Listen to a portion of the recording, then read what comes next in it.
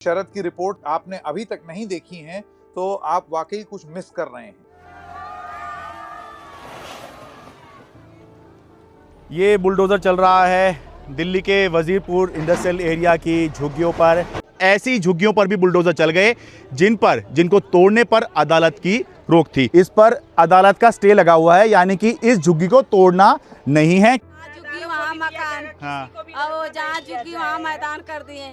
ये जिन पर चलना मुश्किल हो रहा है, ये दरअसल मलबा नहीं है, किसी के टूटे हुए सपने हैं, किसी का टूटा हुआ आशियाना है।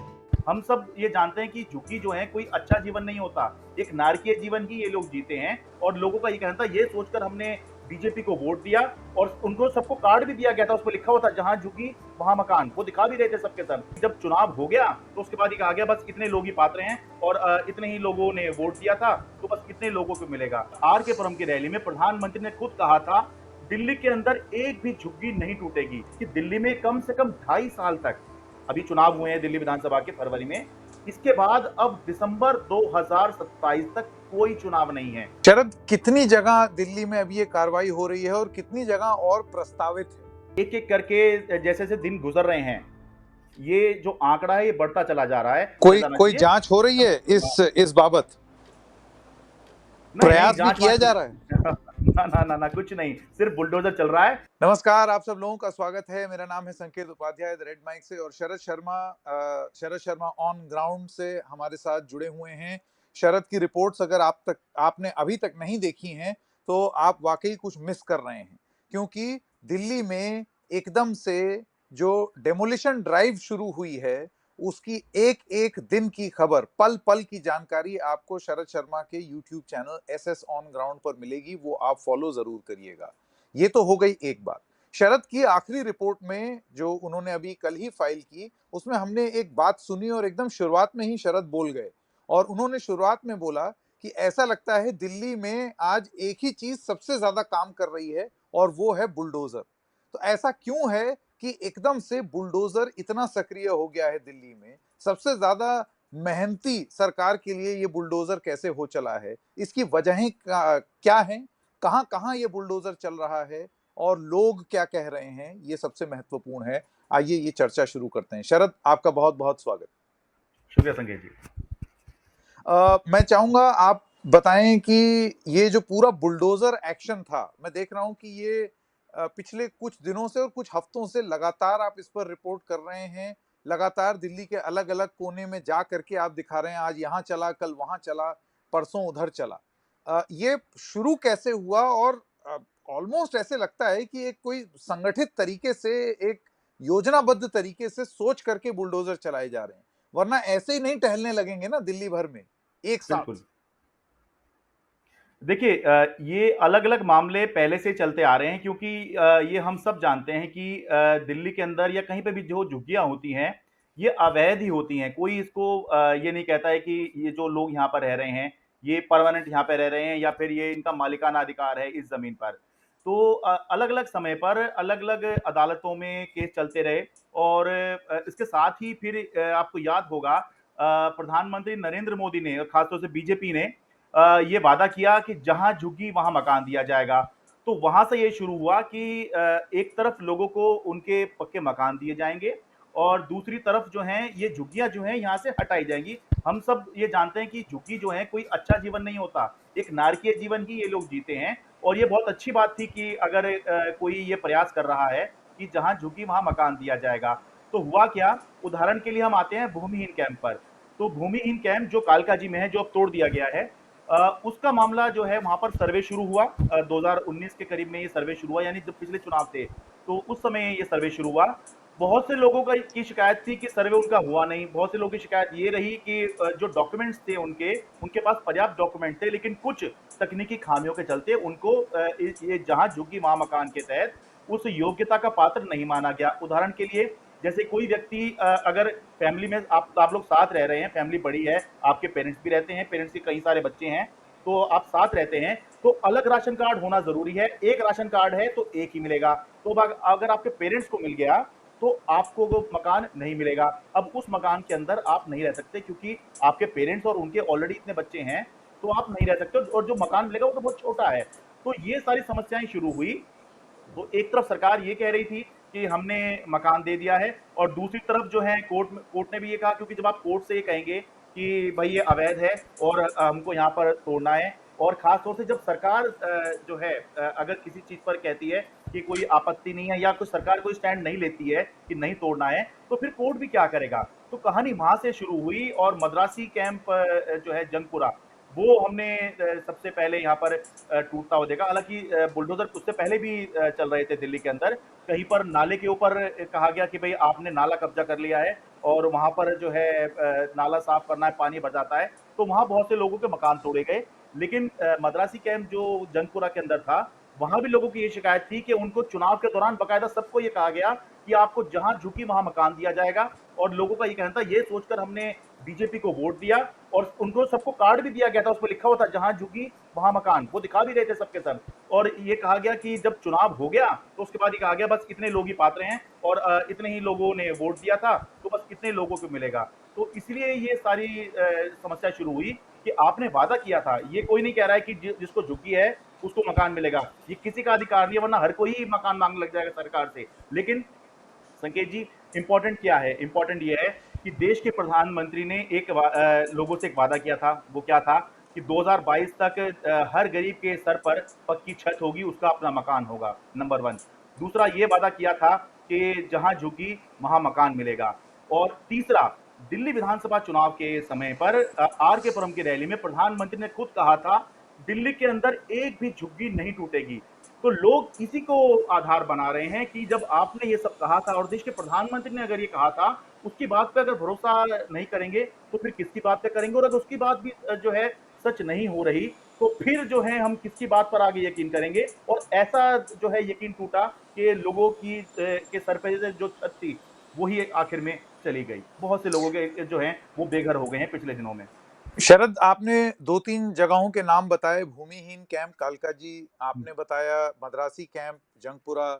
इसके अलावा अभी आपकी जो हाल ही की रिपोर्ट है वो और हाँ, इलाकों से भी है जहां पर रेलवे लाइन के एकदम करीब हाँ, हाँ, झुग्गियां हाँ। बनी हुई हैं।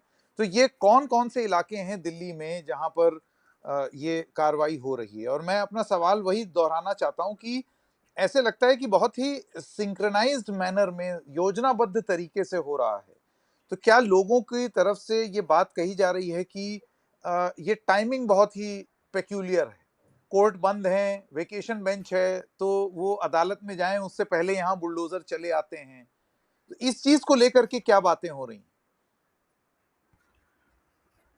आपने भूमिहीन कैंप का जिक्र किया, ये कालकाजी में है। मद्रासी कैंप जो है ये था, भूमिहीन कैंप कालकाजी में था, मद्रासी कैंप जंगपुरा में था। ऐसे ही जेलर वाला बाग अशोक विहार में था। कुछ झुग्गियां बची हुई हैं, वो भी जो हैं कुछ स्टे वाली झुग्गियां हैं, वो भी एक बार स्टे हट जाएगा तो वो भी हट जाएंगी। ये अभी जो लेटेस्ट रिपोर्ट है, ये वजीरपुर में पहले भी चल चुका है एक बार बुलडोजर, अभी भी चला है, ये रेलवे लाइन के करीब में है। ऐसा क्यों लगता है कि ये एक संगठित तरीके से चल रहा है?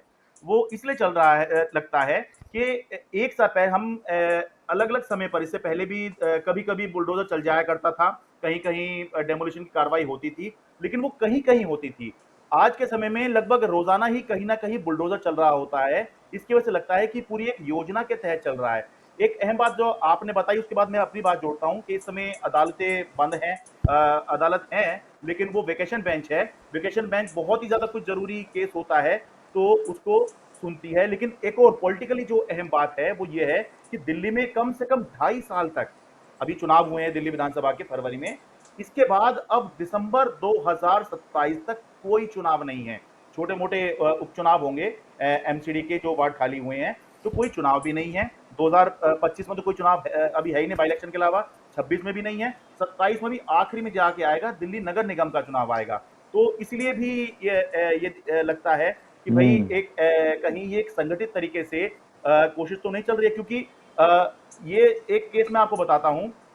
सौरभ शुक्ला ने भी रिपोर्ट की है रेड माइक पर, वो भूमिहीन कैंप पे हैं। मैंने रिपोर्ट किया जेलरवाला बाग में कि आप ये देखिए कि सब कहते हैं कि भाई कानून का सम्मान होना चाहिए, अवैध है, अतिक्रमण है तो हटना चाहिए। हाँ, हम भी ये कहते हैं, हम भी ये नहीं कह रहे हैं कि ये अतिक्रमण है तो ये सही है, या ये लोग यहाँ रह रहे हैं तो इनका अधिकार हो गया है। नहीं, लेकिन जब लोग ये बताने लगे कि हमारे मकान पे स्टे था, हमारी झुग्गी पे दिल्ली हाई कोर्ट ने स्टे लगाया हुआ था कि तोड़ना नहीं है, और फिर भी डीडीए का बुलडोजर आया और उनके मकान तोड़ के चला गया, तो फिर जो है क्यों ये सवाल नहीं उठेगा कि ये एक संगठित तरीके से चल रहा है। देखिए, मैं फिर ये कहूंगा, बहुत से लोग जो सोशल मीडिया पे ये रिपोर्ट्स देखते हैं, वो लोग क्या कहते हैं, ये सब बांग्लादेशी हैं। जो कहा जाता है मैं वो बता रहा हूँ, ये बांग्लादेशी हैं, अवैध अतिक्रमण कर रखा है, जो अवैध है वो हटाया जाना चाहिए। इस तरह की बातें जो हैं वो करते हैं, कानून का सम्मान होना चाहिए। तो कुछ लोग ये भी कहते हैं ये सही है, कल तो मेरा मन होगा मैं भी कहीं झुग्गी डाल लूंगा और बदले में जो है सरकार से मैं मकान की मांग करने लग जाऊंगा। बात ये नहीं है। पहली बात, अगर ये बांग्लादेशी हैं, ठीक है, तो ये सरकार का काम है, ये पुलिस का काम है कि बांग्लादेशी अगर कहीं कोई है तो उसको हटाया जाए। लेकिन ज्यादातर ये इन लोगों से आप जब मिलेंगे, ठीक है, तो आपको पता चलेगा ये ज्यादातर लोग बांग्लादेशी नहीं हैं। और एक बात बताइए, जो पश्चिम बंगाल का है वो बांग्ला भाषा बोल रहा है। एक रिपोर्ट में एक व्यक्ति ने कमेंट किया कि अरे भाई साहब, आपको तो इसकी भाषा समझ के पता लगा लेना चाहिए, ये बांग्लादेशी है। अब आप संकेत जी, आप मुझे बताइए, जो पश्चिम बंगाल का है वो भी बांग्ला बोलता है, ठीक है, और जो बांग्लादेश का होगा वो भी बांग्ला बोल रहा होगा, तो ये हम कैसे ये कह देंगे कि ये व्यक्ति जो है बांग्लादेशी है। ठीक इसी तरह से जो भारत का पंजाब है, वहां पे लोग पंजाबी बोलते हैं। बॉर्डर हो गए, बंटवारा हो गया हमारा, उस तरफ वाले जो लोग हैं, जो उधर का पंजाब है, हमने पंजाबी तो काटा था जब बंटवारा हुआ था, तब दो जो सूबे थे वो सबसे ज्यादा प्रभावित हुए थे। पहला था बंगाल ईस्ट में, और वेस्ट में था पंजाब। तो उधर का जो पंजाब है, वहां के लोगों की बोली तो वही होगी। तो हम ये यहाँ वाले लोगों को हम ये कहना शुरू कर देंगे कि ये पाकिस्तानी है। तो ये या तो लोग समझते नहीं है या समझना नहीं चाहते हैं कि भाषा के आधार पर हम लोग ये कैसे कहना शुरू कर दें कि ये व्यक्ति क्या है। दूसरा, भाई हम नहीं कह रहे हैं कि भाई इनको मकान दो, ये तो देश के प्रधानमंत्री ने कहा था इन सबको मकान मिलेगा। ये तो देश के प्रधानमंत्री ने ही कहा था, देश की सत्ताधारी पार्टी ने कहा था कि सत्ता में आएंगे तो जहां झुकी वहां मकान दिया जाएगा। दिए गए हैं, मैं ये नहीं कह रहा हूं कि बिल्कुल नहीं दिए गए हैं, कुछ लोगों को दिए गए हैं, हालांकि उन फ्लैटों में भी समस्याएं हैं, लेकिन लोगों को छत दी गई है, फ्लैट दिए गए हैं, देखने में अच्छे ही लगते हैं, वो झुग्गी से बहुत अच्छे लगते हैं। लेकिन आपने चुनाव के दौरान जो है सबको वादा किया कि सबको देंगे। जैसे अभी मैं कल था, रेलवे लाइन वजीरपुर पे जो डेमोलिशन हुआ है, तो वहां के लोग ये कह रहे हैं कि उनको ये कहा जा रहा है आप रेलवे की लाइन पर हो, वहीं पास में जलियांवाला बाग भी है अशोक विहार में। तो उनकी शिकायत ये है कि जलियांवाला बाग के कुछ लोगों को तो फ्लैट दे दिया, लेकिन यहाँ पर जो रेलवे लाइन के किनारे हम लोग हैं, हमको ये कहा जा रहा है कि तुम रेलवे लाइन पर हो, और रेलवे लाइन पर जो है तुम्हें रहने के लिए हम कैसे जो है झुग्गी के मतलब मकान दे देंगे। लेकिन लोगों का ये भी कहना है कि चुनाव के दौरान तो आपने यही कह के वोट मांगे थे कि हमें वोट दे दो, हम आएंगे आपको मकान देंगे। तो सारी बात यहाँ से उठ रही है कि जब आपने खुद वादा किया, आपने खुद ही कहा कि हाँ देंगे, आपने खुद ही कहा नहीं तोड़ेंगे, तो फिर जब ये होगा तो लोग जो हैं वो आपत्ति क्यों नहीं करेंगे। और जिसका घर टूटेगा वो आपत्ति क्या, वो तो कोसेगा भी, वो गालियां भी देगा। तो वही सब इस समय दिल्ली में चल रहा है कि लोग बेघर हो रहे हैं और उनके सामने कोई विकल्प नहीं है। जब हाई कोर्ट के ऑर्डर तक और स्टे के बावजूद अगर झुग्गी टूट जाए तो फिर समझिए कि दिल्ली में किस लेवल पर इस समय पर बुलडोजर चल रहे हैं। शरद, कितनी जगह दिल्ली में अभी ये कार्रवाई हो रही है और कितनी जगह और प्रस्तावित है? देखिए, इसका कोई स्पष्ट आंकड़ा नहीं है, क्योंकि होता क्या है कि एक एक करके जैसे जैसे दिन गुजर रहे हैं, ये जो आंकड़ा है ये बढ़ता चला जा रहा है। और ना सिर्फ झुग्गी पर, मैं आपको बताऊं कि मैं बुराड़ी की एक श्री श्याम कॉलोनी है, ये कादीपुर गांव में है, तो वहां पर गया। तो अब ये उन लोगों के लिए है जो ये कहते हैं कि अतिक्रमण किया है, झुग्गी डाली है तो भाई टूटेगा ही, तुम्हारा कोई अधिकार नहीं है। वहां का केस समझिए संकेत जी, वहां का केस ये है कि वहां पर भूमि जो थी वो खेती की थी, खेती वाली जमीन को वहां पर कुछ लोगों ने प्लॉट काटे वहां पर और लोगों को बेच दिया। अब यूपी बिहार के बहुत से लोग जो ये सोचते हैं कि भाई कहाँ पे जो है मकान लेंगे, वहां महंगा मिलेगा, चलो यहाँ पे थोड़ा सस्ता मिल रहा है तो यहीं पे ले लो, ठीक है। और दूसरा ये हुआ करता था दिल्ली में, ये एक हकीकत बात है कि जो एक बार बन जाएगा वो टूटेगा नहीं, ये एक जो है अघोषित नियम सा बन गया था दिल्ली के अंदर। तो लोगों ने वहां पर जो है जमीन खरीद ली। अब जमीन उनकी अपनी है, डीडीए ने नोटिस उनको ये दे दिया कि भाई आपने हमसे बनाने की परमिशन नहीं ली, इसलिए आप इसको 15 दिन के अंदर खाली करो, वरना आपके मकान का ताला तोड़कर आपका मकान गिरा देंगे। अब बताइए इस केस में आप क्या कहेंगे, क्या उन्होंने अतिक्रमण कर रखा है? ऐसी ही कितनी कॉलोनियों को ये तो अनाधिकृत कॉलोनी हुई, ऐसी ही कितनी कॉलोनियों को अगर कोई ये सोच रहा है कि हाँ नहीं भाई परमिशन लेनी चाहिए, ऐसी कितनी कॉलोनियों को, तो 1700 कॉलोनी है दिल्ली के अंदर जिस पर सालों साल राजनीति चलती रही, सभी पार्टियां कहती रही हम इनको पक्का करेंगे, और खुद आखिरी में मौजूदा बीजेपी सरकार ने उनको नियमित करने का जो कानून है वो संसद में लेके आए। हालांकि बहुत से लोगों को भी रजिस्ट्री उनकी नहीं मिल पाई है, लंबित है, लेकिन लेके आए और ये दिखाया कि हाँ इनको हम पक्का कर रहे हैं। अरे तो फिर लोग ये कहेंगे जब उनको पक्का कर दिया तो भाई इसमें क्या दिक्कत है, हम तो कोई कब्जा भी नहीं कर रहे, जमीन तो हमारी अपनी, हमने जमीन जो ली थी वो यहाँ पर मकान बनाने के लिए ही तो ली थी, कोई घास फूस उगाने के लिए थोड़ी जमीन ली थी यहाँ पर। तो ये एक कोई स्पष्ट आंकड़ा नहीं है कि अभी कितनी जगह पर है, कितनी जगह पर चलेगा। लोगों को नोटिस आए जा रहे हैं और लोग फिर संपर्क करते हैं, तो फिर हम वहां जाते हैं, देखते हैं क्या केस है, और सभी में जो है ये बात निकल के आती है कि सबसे बड़ी बात संकेत जी जो हमें सबको उठानी चाहिए, उसमें हमें कोई हिचक नहीं होनी चाहिए, वो ये अतिक्रमण किसी ने किया है, कोई झुग्गी डाल के रह रहा है, उसको तो हम सही नहीं कह सकते, जो गलत होगा वो होगा, लेकिन इनको यहाँ बसाया किसने, इनके यहाँ पर वोटर आईडी कार्ड बनाए किसने, यहाँ पर आधार किसने बनाए, हाँ यहाँ पर इनके पासपोर्ट किसने बनाए, यहाँ पर राशन कार्ड किसने बनाया, पहले इनको यहाँ पर बसाया गया, इनके सारे यहाँ पर डॉक्यूमेंट जो है यहीं बनाए गए, और सालों से अब जब यहाँ पर ये रह रहे हैं, इनको वादा किया गया हाँ भाई तुम यहीं रहोगे, या नहीं भी रहोगे तो भी तुम्हें मकान दिया जाएगा, तो अब जो है सिर्फ इन्हीं के ऊपर कार्रवाई हो रही है, किसी एक अफसर के ऊपर कार्रवाई अभी तक आपने कहीं होती देखी जो जहां ये पता लग रहा हो कि इसने यहाँ कॉलोनी बसने दी, इसकी जिम्मेदारी थी। संकेत जी कहीं एक कोई ठेला भी लगा लेता है ना, तुरंत ही कोई पुलिस वाला या कोई निगम का अधिकारी या जिसकी भी जमीन होती है वो तुरंत उसको हटवाता है। मेरे घर के सामने अगर कोई लगाएगा, ठीक है, तो मैं उसे कहूंगा भाई यहाँ क्यों लगा रखा है तूने, आपके घर के सामने कोई ऐसे लगाएगा तो आप उसको आपत्ति करेंगे ना। तो जिस समय ये सब हुआ, ये उस समय आपत्ति नहीं हुई, सालों साल ये सब चलता रहा, ये लोग वोट भी देते रहे, तो लोग अब ये कह रहे हैं कि अरे भाई अगर हम अवैध हैं तो जो लोग हमारा वोट लेकर सरकार में बैठ गए हैं वो भी तो अवैध हुए। ये बड़ी महत्वपूर्ण बात है, लेकिन इसमें पलट करके मैंने भारतीय जनता पार्टी की तरफ से और अब राजनीतिक बात कर लेते हैं। अभी आपने थोड़ी देर पहले एक बात ये बोली कि एक वजह ये भी हो सकती है कि तड़ातड़ बुलडोजर चल रहा है, क्योंकि अब 2-1 साल तक अब कोई चुनाव नहीं है। तो वो चुनाव की घंटी नहीं है सिर पर जिससे आप डरें और उसके बाद फिर आप कोई कार्रवाई रोक दें। अभी आप कर दीजिए, उसके बाद 2 साल किसने देखा है? कोविड में हाँ जो हाल हमने देखा था और उसके बाद जब चुनाव हुए तो उसमें क्योंकि इतना गैप था तो वो गैप हो गया, उसका असर आपको चुनाव तक नहीं दिखा। उसी तरीके से आपको लगता है ये एक वजह हो सकती है राजनीतिक, कि अभी एकदम से ये बुलडोजर सक्रिय हुए हैं कि कार्रवाई तो करनी है, कुछ वादे भी कर दिए चुनाव के चलते, लेकिन अभी क्योंकि उसका राजनीतिक खामियाजा नहीं भुगतना है, इस वजह से चलो कर दें कार्रवाई। हाँ, ये चर्चा चल रही है, और आपको मैं बताऊं कि एक चर्चा और ये भी चल रही है कि जो लोग इस कार्रवाई का समर्थन कर रहे हैं, जो तोड़फोड़ चल रही है, बुलडोजर चल रहा है, वो लोग इस कार्रवाई का समर्थन कर रहे हैं और कह रहे हैं कि हाँ ये बिल्कुल ठीक हो रहा है, लेकिन वो ये बात नहीं समझ रहे हैं या समझना नहीं चाहते हैं।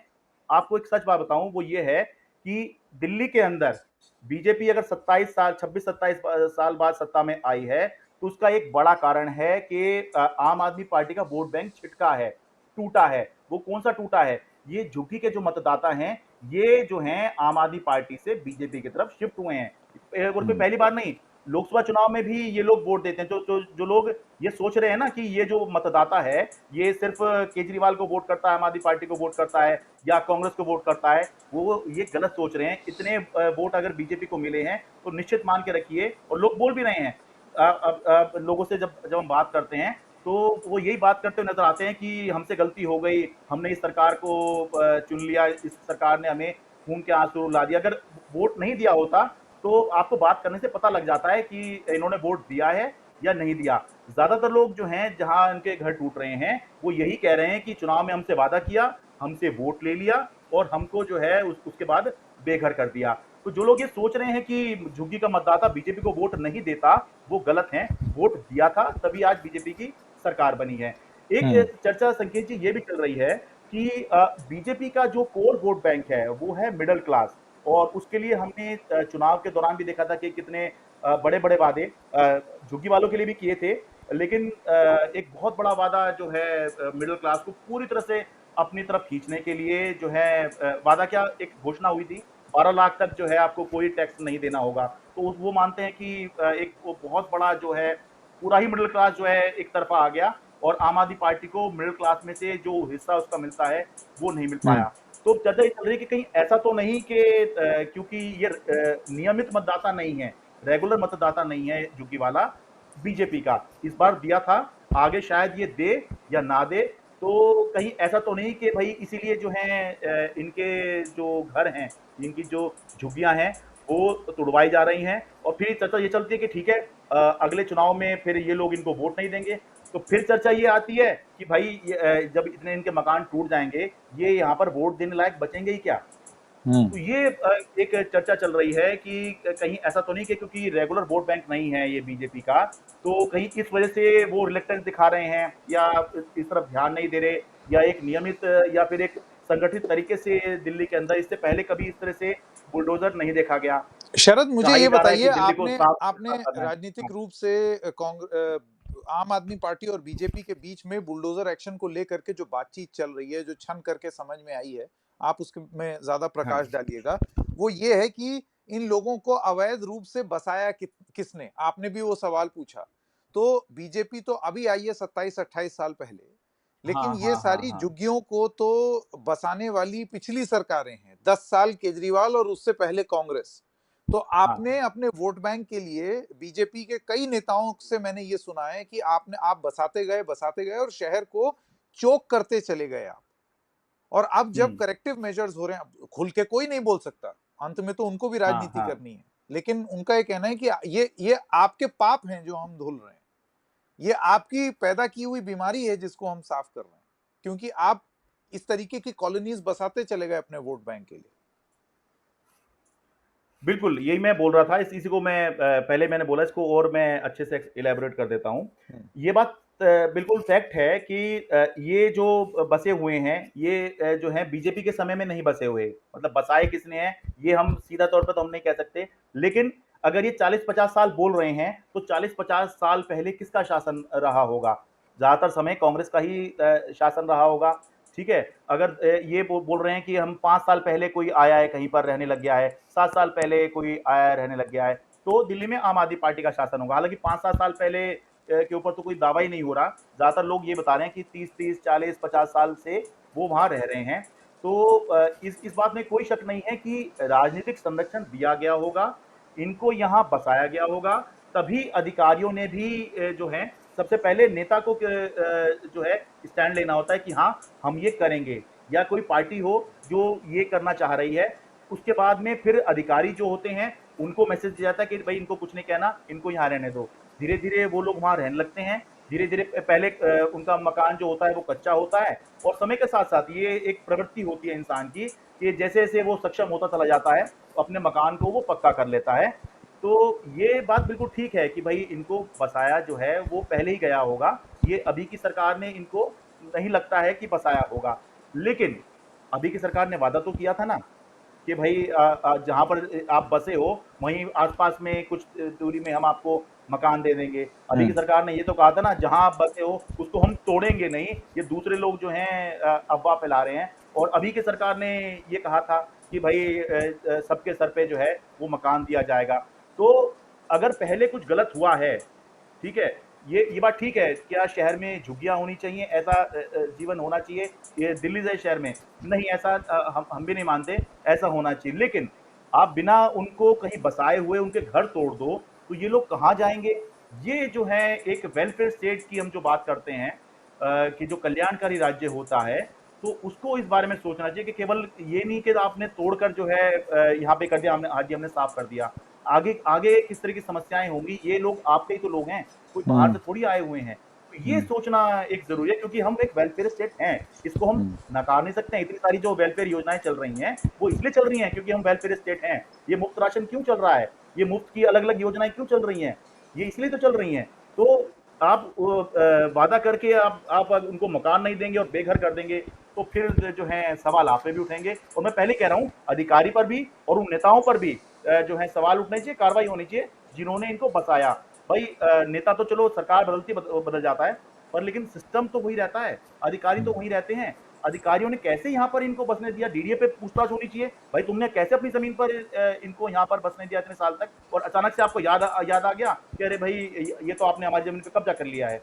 तो ये कैसे हुआ? ये अधिकारियों से और उन नेताओं से भी पूछा कोई जाना कोई चाहिए। जांच हो रही है इस बाबत? नहीं, नहीं, प्रयास भी जाँच-वाँच किया जा रहा है? ना, ना, ना, ना, कुछ नहीं, सिर्फ़ बुलडोज़र चल रहा है और जहाँ लगता है कि आज यहाँ पे ठीक है, चलो भई अब यहाँ पे ठीक है, अब यहाँ पे चला देते हैं। और अलग-अलग जैसे मैं बता रहा हूँ ना कि डेली ही हर 1-2 दिन के अंदर जो है नया अपडेट आता है कि अब वहाँ पर नोटिस आ गया है, अब वहाँ पर नोटिस आ गया है। इसलिए ये संगठित तो है, लेकिन ये संगठित दिखता नहीं है। क्यों? संगठित तब दिखता है जब कोई एक ऑर्डर निकल जाए कि भाई आज से दिल्ली के अंदर जितनी भी अवैध झुग्गियां हैं वो सब टूटेंगी, तब ये संगठित लगता है। ये एक ऑर्डर निकल जाए कि दिल्ली में जितने भी अनाधिकृत मकान हैं वो सब तोड़े जाएंगे, तो ये संगठित लगता है। लेकिन जब एक एक कॉलोनी को अलग अलग समय पर जो है नोटिस आता है लोगों को, तब पता तो नहीं लगता है।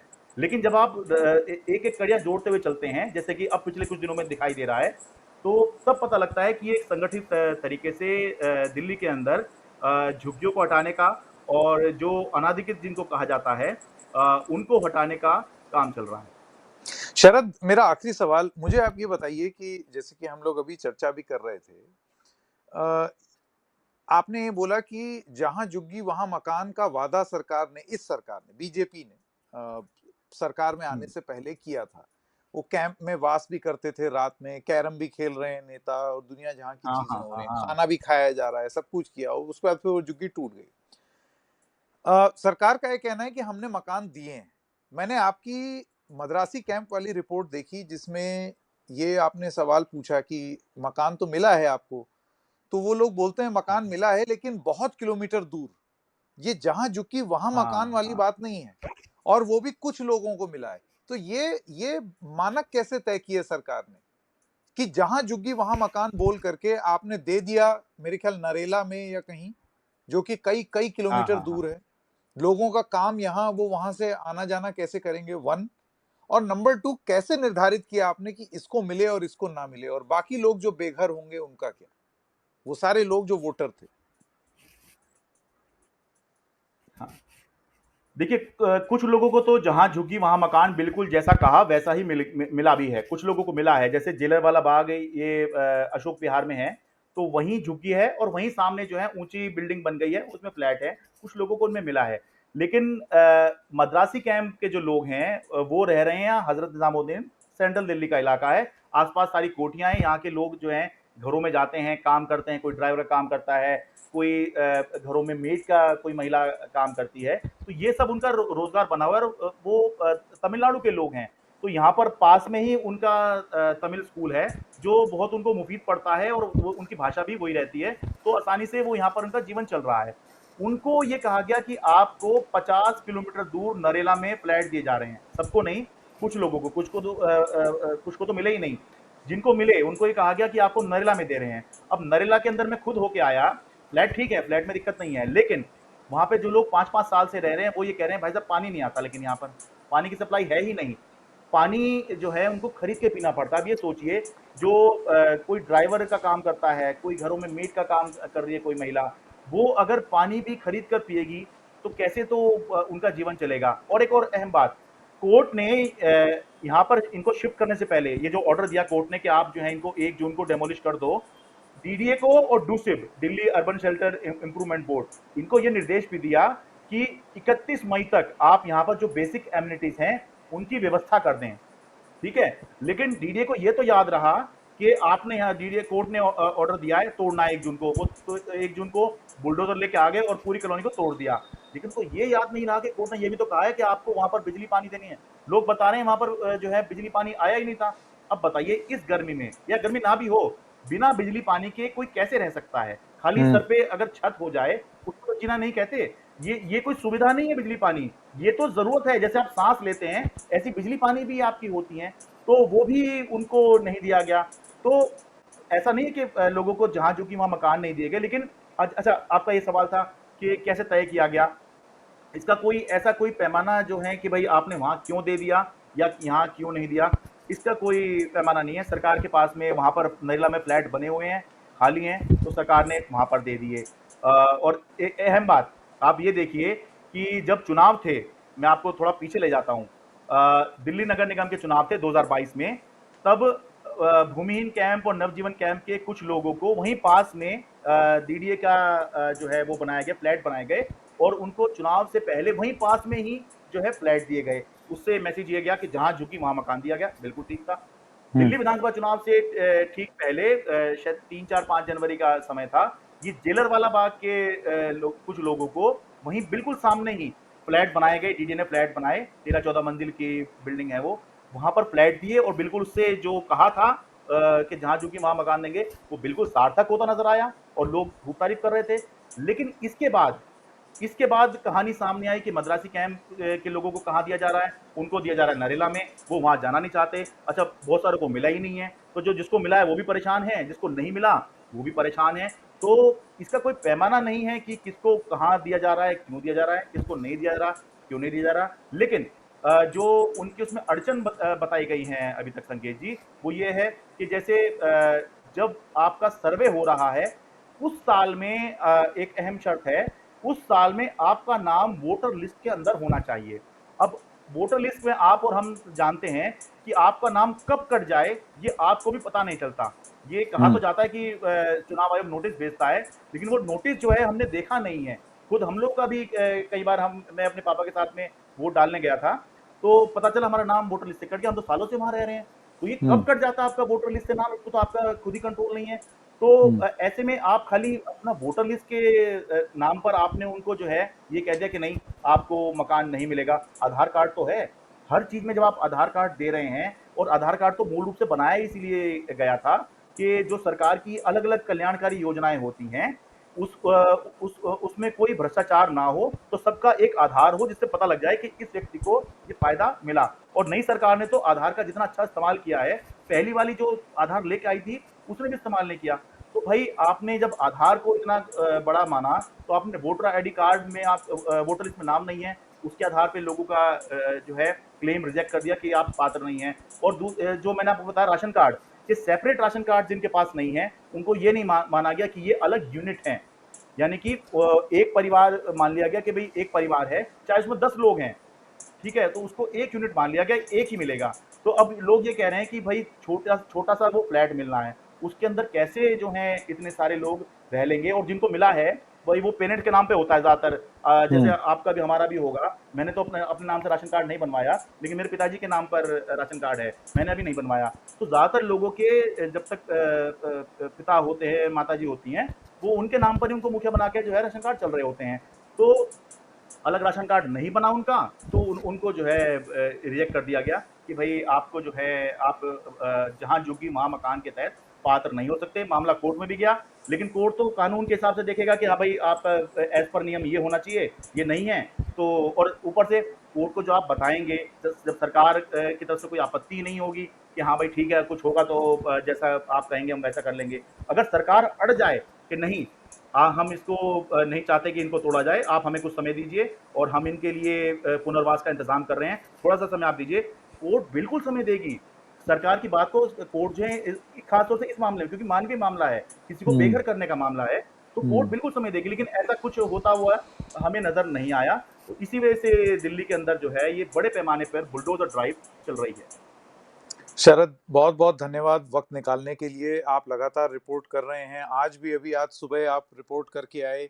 आपकी रिपोर्ट का इंतजार रहेगा। दर्शकों से एक बार फिर से गुजारिश, शरद शर्मा का जो यूट्यूब चैनल है शरद शर्मा ऑन ग्राउंड, उसको प्लीज लाइक, शेयर और सब्सक्राइब करें और देखें कि किस तरीके से ग्राउंड रिपोर्टिंग होती है।